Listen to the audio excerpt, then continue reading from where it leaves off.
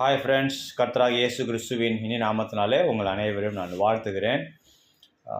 எல்லாம் நல்லா இருக்கிறீங்கன்னு சொல்லி நான் விசுவாசிக்கிறேன். கர்த்தர் கிருபையினாலே கர்த்தர் உங்களை ஆசீர்வதிப்பாராக. இந்த நாளிலே நம்ம எடுத்த வேத வசனம் எசேக்கியேல் 37ஆம் அதிகாரம். இந்த சம்பவம் நமக்கு எல்லாம் தெரியும். எசேக்கியேல் 37ஆம் அதிகாரம் முதல் சில வசனங்களை வாசித்து பார்க்கும் பொழுது, அங்கே ஒரு பெரிய ஒரு பள்ளத்தாக்குக்கு முன்பதாக எசேக்கியேல் நிற்கிறார். அப்போது ஆண்டவர் அந்த பள்ளத்தாக்கில் ஃபுல்லாக எலும்புகள், உலர்ந்து போன எலும்புகள், ட்ரை போன்ஸ் என்று சொல்லி ஆங்கில வேதம் இருக்குது. Dry bones, valley of dry bones. அங்கே போய் எசேக்கியேல் நிற்கிறாரு. அப்போ ஆண்டவர் கேட்குறாரு, இதெல்லாம் உயிரடையுமா சொல்லி கேட்டவுடனே, நீர் எல்லாம் அறிவீர் ஆண்டவர், ஏன்னா அது பாசிபிள் இல்லை, இம்பாசிபிள் சுச்சுவேஷன், அது எப்படி உயிரடையும் எலும்புகள், அதனால தான் நீர் அறிவீர் ஆண்டவர் அப்படின்ற. அப்போ ஆண்டவர் எசேக்கியேலை பார்த்து சொல்கிறார், அந்த 2ஆம் வசனத்தை மிகவும் உலர்ந்து போய் இருந்ததான் அந்த எலும்புகள். வெரி ட்ரை அப்படின்னு இருக்கு இங்கிலீஷ் பைபிளில். வெறுமனே ட்ரை அல்ல, வெரி ட்ரை, உலர்ந்து போன ஒரு எலும்புகள், மிகவும் உலர்ந்து போன எலும்புகள். எதுக்கு அடையாளம் சொன்னால், நம்முடைய வாழ்க்கையில் கூட சில நேரத்தில் சில சுச்சுவேஷன்ஸ், அப்படிப்பட்ட சூழ்நிலைகள், அதில் அற்புதமே நடக்காது. ஒருவேளை வியாதியாக இருந்தால் அந்த வியாதி சுகமாகவே ஆகாது. இது கண்டிப்பாக இம்பாசிபிள். இல்லை ஒரு பொருளாதார காரியம் கண்டிப்பாக அது மாறவே மாறாது. இல்லை ஏதோ ஒரு சூழ்நிலை, மிக மோசமான ஒரு சூழ்நிலை, அதில் அற்புதமே நடக்காது. ஒரு 1% கூட சான்ஸே இல்லை. அப்படிப்பட்ட சுச்சுவேஷன் சில நேரத்தில் நம்முடைய வாழ்க்கையில் வரும். அப்படிப்பட்ட பாதையில் நம்ம கடந்து போகிறோம். அப்போ ஆண்டவர் அங்கே எசேக்கியேலை பார்த்து சொல்கிறாரு, நீ என்ன பண்ணு, உன் வாயை திறந்து தீர்க்க தரிசனம் உரை, யூ ப்ராஃபஸி அப்படின்னு சொல்கிறார்.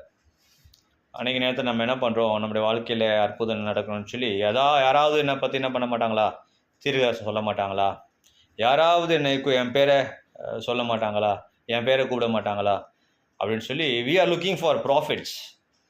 ஆனால் ஆண்டவர் சொல்ல, நீ வாயை திறந்து என்ன பண்ணு, யூ ப்ராஃபஸாய். இந்த நாளிலே கர்த்தருடைய வார்த்தை உங்களுக்கு நேராக வருகிறது. நீங்கள் வாயை திறந்து தீர்க்கதரிசனம் நீங்கள் உரைக்க போகிறீங்க. உங்களுடைய குடும்பத்திற்கு நீங்கள் தான் தீர்க்கதரிசி. தீர்க்கதரிசியை தேடி ஓடணுன்ற அவசியம் இல்லை. நீங்கள் தான் தீர்க்கதரிசி. You are the profit for your family. நீங்கள் வாயை திறந்து பேசுங்க. இயேசுவின் நாமத்தினாலே நான் உயிரடைவேன், இயேசுவின் நாமத்தினாலே நான் சுகமாவேன், இயேசுவின் நாமத்தினாலே ஆசீர்வாதத்தை பெற்றுக்கொள்வேன், இயேசுவின் நாமத்தினாலே விடுதலையாவேன்னு சொல்லி நீங்கள் விசுவாசமான வார்த்தைகளை பேசணும். Prophesy, you have to prophesy for your own life. நடக்கிறது என்ன, அவன் தீர்க்கதரிசன உரைத்தான். அடுத்த வசனத்திலே ஆண்டவர் அவருடைய ஆவியை அனுப்புகிறார். அந்த எலும்புகள் ஒரு பெரிய சேனையாய் அது எழும்பினது. ஹல்லேலூயா. அதே போல் நம்முடைய வாழ்க்கையில் கூட என்னென்ன காரியங்களில் உலர்ந்து போய் டெட் சிச்சுவேஷன், வெரி ட்ரை, அப்படிப்பட்ட சூழ்நிலையிலும் கர்த்தருடைய வார்த்தையை நீங்கள் பேசும்பொழுது, விசுவாசமான வார்த்தைகளை பேசும்பொழுது, அங்கே தான் ஆண்டவர் ஆவி அனுப்புகிறார். ஸோ ஃபஸ்ட்டு வேர்டு, வார்த்தையை நீங்கள் பேசணும். விசுவாசமான வார்த்தைகளை பேசும்பொழுது அதுக்கப்புறம் தான் ஆண்டவர் அவருடைய ஆவி அனுப்புகிறார். ஆவி வரும்பொழுது, பரிசுத்த ஆவியின் வல்லமை வரும்பொழுது, உங்கள் வாழ்க்கைக்குள்ளே வரும்பொழுது, உங்களுடைய பொருளாதாரத்தில் வரும்பொழுது, உங்களுடைய சரீரத்தில் வரும்பொழுது, உங்களுடைய பிஸ்னஸில் வரும்பொழுது, உங்களுடைய படிப்பில் வரும்பொழுது, உங்களுடைய ஊழியத்தில் வரும்பொழுது எல்லாம் மாறும். ஹல்லேலூயா. உன்னதத்திலிருந்து ஆவி ஊற்றப்படும் வரைக்கும் அப்படியே இருக்கும். அப்பொழுது வனாந்திரமானது செழிப்பான வயல்வெளியாக மாறும். ஒருவேளை இந்த நாளில் வெரி ட்ரை சிச்சுவேஷன், உலர்ந்து போன ஒரு சூழ்நிலை போல உங்கள் வாழ்க்கையை காணப்படலாம்.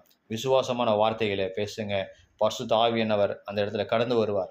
அவர் வல்லமை கடந்து வரும். உங்கள் சூழ்நிலை கர்த்தர் மாற்றுவார். உங்களை ஆசீர்வதிப்பார், உங்களை சுகமாக்குவார், உங்களை விடுதலை ஆக்குவார், உங்களை ஆசீர்வதி உங்களை அநேகருக்கு ஆசீர்வாதமாய் மாற்றுவார். தேவன் தாமே இந்த வார்த்தைகள் மூலமாக உங்கள் ஒவ்வொருவரையும் ஆசீர்வதிப்பாராக. ஆமேன்.